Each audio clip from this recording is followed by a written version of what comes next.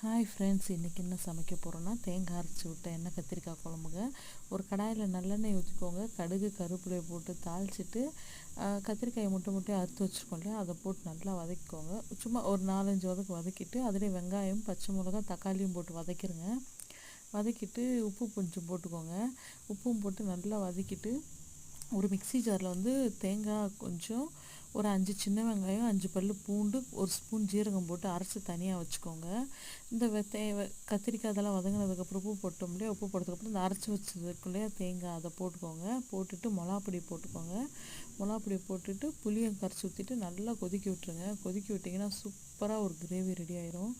இந்த கிரேவி தக்காளி சாதத்துக்கு சூப்பராக இருக்குங்க. மெயினாக தக்காளி சாதத்துக்கு சூப்பராக இருக்கும். நம்ம வெள்ளை சாதத்துக்கும் சூப்பராக இருக்கும். சுட சுட சோறு அப்பளம் வச்சு சாப்பிட பாருங்கள், சூப்பராக இருக்கும். இல்லைன்னா ஆம்லேட்டு. தக்காளி சோறுக்கு ஒரு நாள் கிரேவியாக வச்சு சாப்பிட்டு பாருங்கள், சூப்பராக இருக்கும். பாய்.